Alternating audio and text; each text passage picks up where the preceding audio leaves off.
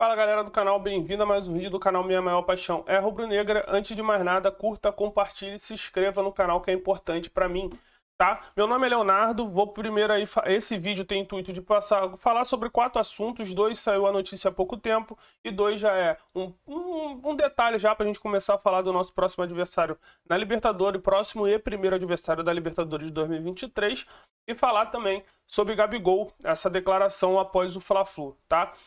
Mas isso tudo depois da vinheta.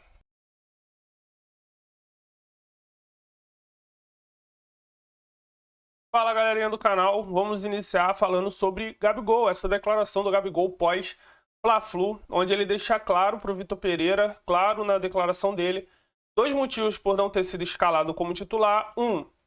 Ele não treinou a semana toda, não participou de uma boa parte da preparação para o jogo entre Flamengo e Fluminense, e por isso o Vitor Pereira optou por deixar ele no banco. E a outra foi a conversa tete a tete, olho a olho, que ele teve com o Vitor Pereira em relação ao posicionamento dele dentro de campo. Isso repercutiu muito na mídia, repercutiu bastante nos canais flamenguistas, e eu acho assim, eu acho que a fala dele foi até um pouco sucinta, mas não foi, não deixou claro que ele não pode jogar junto com o Pedro. Não foi isso que ele disse, na minha opinião. Na minha opinião, até uma das frases deles nessa entrevista é que ano passado, quando ele jogava lado a lado com o Pedro e entrava mais dentro da área, ele se sentia menos desconfortável do que nessa função que o Vitor Pereira bota ele para fazer. Porque nessa função, como o Vitor Pereira joga com 3 zagueiros, o meio de campo fica um pouco desorganizado, ele e a Arrascaeta tem muito a função de voltar, recompor muito pelo meio de campo, então às vezes ele fica fora da jogada de contra-ataque ou de ataque do Flamengo por ter voltado. A gente viu já Gabigol dando carrinho ali atrás, chegando mais firme, dando carrinho, comemorando, participando mais desse tipo de marcação, tá? Só que ele disse que vai disputar de posição com o Pedro. Mas o Gabigol nunca foi um jogador de jogar dentro da área, de jogar de costas, sempre foi um jogador de movimentação. E por essa característica, eu acho que, mesmo ele jogando um pouco mais aproximado da área, ele não vai deixar de ser um jogador com mais estilo de segundo atacante do que um jogador de dentro de área. Eu acho que na visão dele, para mim, ficou claro que ele quer se aproximar mais dentro da área e não ter tanta responsabilidade de recomposição pelo meio como ele vem fazendo nesse time do Vitor Pereira. E por isso eu acredito que nesse momento o Vitor Pereira não vê ele como titular, não. Só que essa questão de titular, no Brasil fica um pouco banalizada, porque eu acho que com o Vitor Pereira, o estilo do Vitor Pereira, por ele ser um treinador europeu, ele vai rodar muito o time. E eu já contra o Alcas agora, no meio de semana, sabendo o estilo do Alcas, a gente vai falar daqui a pouco sobre o Alcas, que joga retruncado, ganhou o último jogo agora da semana, na rodada, foi o que ele ganhou nos últimos 8, tá? Não é o mesmo Alcas que bateu no Júnior Barranquilla e foi campeão, perdeu muitos jogadores, é um time que nesse momento tá fragilizado, não tá inteiro e vai ter dificuldade sim. O Flamengo tem grandes chances de ganhar e ganhar com facilidade. A gente vai falar sobre isso já já, tá?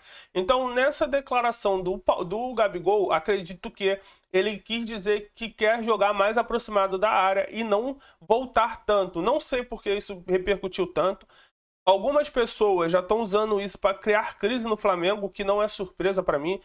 Que se deixar ele 2 jogos no banco já vai falar. Tá muito estranha essa atitude do Gabigol no banco e aceitando de boa, ajudando o Vitor Pereira. Então, assim, por que eles estão falando isso? Porque a mídia tradicional está pegando nesse ponto. Porque eles sempre tiveram a visão dos jogadores do Corinthians que ficaram barrados e que depois caíram de pau em cima do Vitor Pereira. E o Vitor Pereira está se mostrando diferente de tudo que os jogadores do Corinthians falaram na mídia. O Vitor Pereira tem conversado com o atleta, o Vitor Pereira tem tido abertura com os atletas de chegar, conversar. Os jogadores estão bem... Ano passado eu fazia uma crítica muito grande em relação aos jogadores que praticamente boicotaram o Paulo Souza. Não estou dizendo que o Paulo Souza caiu só por culpa dos jogadores, ele teve seus erros, mas você via má vontade nos jogadores. O próprio Ayrton Lucas, que hoje está voando, errava lateral, errou um lateral bizonho contra o Bragantino. Então você via má vontade. Hoje, os jogadores do Flamengo têm mostrado uma boa vontade e um esforço muito grande para ajudar o Vitor Pereira a dar certo no Flamengo. Então, eu acho que a mídia tá pegando muito no pé e querendo criar algumas picuinhas entre jogadores e Vitor Pereira para dar embasamento àquilo que foi falado e a má vontade dos jogadores do Corinthians, que foram barrados, ficaram putinho e foram para cima do Vitor Pereira. Além da história da sogra, que todo mundo já conhece, e isso eu dou sim razão aos corintianos, que foi uma coisa errada do Vitor Pereira, mas que não cabe no trabalho do Vitor Pereira, tá? Então, na parte do Gabigol, eu acho que é praticamente isso. O Gabigol quer jogar mais aproximado da área, tendo função, sim, de marcar pressionado os zagueiros do adversário, mas o Gabigol não quer ter tanta recomposição, ou fazer tanta recomposição pelo meio, voltando e perdendo chance de chegar no ataque mais inteiro, tá? Outro assunto que eu queria falar com vocês é em relação a Bruno Henrique. Saiu agora no tweet do Vene Casagrande uma notícia lá de dentro que a gente já sabe, a gente viu o vídeo, saiu o vídeo na mídia social do Flamengo, que o Bruno Henrique tá voltando muito bem, tá jogando, tá correndo muito bem, tá melhor fisicamente e que vem treinando bem e se destacando nos treinos. E a previsão era que o Bruno Henrique voltasse na primeira rodada do Brasileirão de 2023. Mas a notícia que surgiu agora com o Vene Casagrande é que há a possibilidade de Bruno Henrique voltar já no segundo jogo contra o Fluminense, ser relacionado no segundo jogo contra o Fluminense. Vai depender do que a semana vai apresentar de treinamento e na parte fisiológica, se ele vai sentir dor novamente no joelho ou não. Se ele voltar a sentir incômodo no joelho, ele não será relacionado. Se ele se sentir bem na semana, treinar bem como vem treinando, correndo, não sentindo dor, tendo aquelas arrancadas que todo mundo já conhece, Bruno Henrique provavelmente vai estar no banco de reserva contra o Fluminense. Se vai entrar ou não, se é uma parte já para ele ir sentindo o clima, voltar o emocional dele, estar ali dentro de campo e voltar à vivência de jogador, se for só essa parte da recuperação, a gente não sabe. Mas que é importante ter um jogador como ele, já voltando para esse elenco, um jogador de velocidade, por exemplo, seria interessantíssimo. Eu já tinha dito no último vídeo que se fosse nesse fim de semana... eu acredito que o Vitor Pereira poderia ter botado uma formação até com Cebolinha, Pedro e Bruno Henrique no ataque, para ter velocidade, para poder criar jogadas. Eu acho que seria interessantíssimo pelo estilo de jogo que o Vitor Pereira adotou para ganhar do Fluminense. Então é uma notícia ótima pra gente, uma notícia ótima pro torcedor flamenguista. Bruno Henrique pode voltar já no próximo fim de semana contra o Fluminense, ser relacionado para o jogo. Tá? E outra coisa que eu queria falar, já demos uma introdução em relação ao Alcas, tá? Porque quando saiu o sorteio da Libertadores e saiu o grupo da Libertadores, eu ouvi muitas coisas falarem, porque o Alcas não é esse time pequenininho todo que falam, que o Alcas ganhou do Júlio Barranquilla, que o Alcas foi campeão colombiano. Então, o que acontece? Realmente o Alcas foi campeão colombiano, foi um time que deu muito trabalho aos times tradicionais da Colômbia, porém o Alcas perdeu 9 jogadores. O time do Alcas foi totalmente desmontado. Vários jogadores foram vendidos e eles estão começando do zero. E como lá a temporada começou no meio do ano de 2022, o Alcas não começou bem. Estava vindo numa sequência horrível de perder, empatar, com expulsões. Teve 3 jogos do Alcas onde ele teve jogador expulso. É um time extremamente violento. Então eles têm uma alta por jogo de falta, faz muita falta. E é um time que vem muito mal, está em 13º do Campeonato Colombiano, se eu não estou enganado. E não é um time que o Flamengo tem que temer. É obrigação do Flamengo ganhar do Alcas, mesmo na altitude. E as notícias que vem sendo ditas em relação ao time, o próprio Mauro César Pereira agora no Bate-Pronto falou que entrou em contato com o jornalista e o jornalista de lá, colombiano, falou que pode esperar um time do Alcas fechado.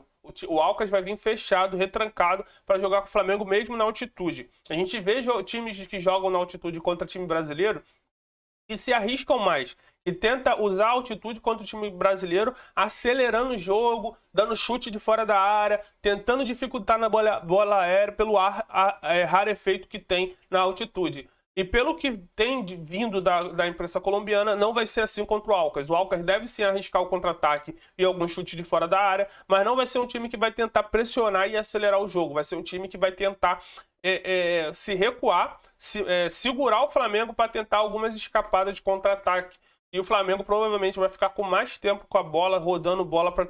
E, mais uma vez, JJ pode ser a sombra no Flamengo, que pode ser muito ruim, como foi na época de Paulo Souza. E na minha opinião, tem que ser assim. JJ, para voltar, ele tem que estar disposto a voltar e não atrapalhar o Flamengo. E ano passado, quando ele veio no Carnaval, ele atrapalhou. E por que eu tô falando isso? Jorge Jesus está muito próximo de ser demitido do Fenerbahçe. Tá? Ele tá em reunião agora, 1h pouca da tarde, com a diretoria do Fenerbahçe, e os últimos resultados não têm agradado, fora algumas polêmicas, fora a questão que ele já disse que não vai renovar com o Fenerbahçe e pode rescindir o seu contrato de forma antecipada, tá? Então lá o clima tá bem quente e é possível que hoje ainda Jorge Jesus possa ser demitido. Que muita gente vai comemorar, muito torcedor do Flamengo vai comemorar, mas eu acho que ele pode ser bom em não atrapalhar o Flamengo. Se caso o Vitor Pereira vier a cair e ele estiver livre no mercado ainda, beleza, eu sou super de acordo de ir atrás dele, tentar de tudo para trazer ele, porque foi o melhor treinador, ele tem uma identificação com o Flamengo, foi o melhor treinador que eu vi no Flamengo. Agora, se ele vier para cá para poder andar e vou para Páscoa, vou lá no Brasil na Páscoa igual ele fez no Carnaval e atrapalhar o ambiente do Flamengo, aí eu não acho legal, eu acho que ele tá jogando contra o Flamengo. Tá? Então, assim, se ele ficar lá e aguardar, e se o Vitor Pereira cair e ir atrás dele, para mim, ok, tá? Então, ele já disse, pessoas próximas já falaram em relação a isso, que ele tem interesse sim de comandar a seleção brasileira, e eu não me espanto se ele aparecer na seleção brasileira. Para mim, não vai ser espanto nenhum. Ainda mais se Ancelotti, como tem sido vinculado aí na seleção brasileira, não aceitar vir para a seleção brasileira. Eu acredito que a próxima opção seria, sim, Jorge Jesus na seleção brasileira, tá? Mas espero que ele não venha para cá atrapalhar o ambiente do Flamengo próximo de uma final, mais uma final, início de Campeonato Brasileiro, Libertadores, momento importante de a gente começar a temporada com o pé direito, começar as principais competições com o pé direito e a gente ter mais uma vez a sombra do Jorge Jesus trabalhando nos ambientes do Flamengo. Valeu? Galera, saudações rubro-negra, deixe seu like, se inscreva no canal, é muito importante pra gente. E quem veio até o final, muito obrigado por acompanhar, deixe seus comentários do que a gente pode melhorar para estar trazendo conteúdo para vocês. Valeu? Um abraço, saudações rubro-negra.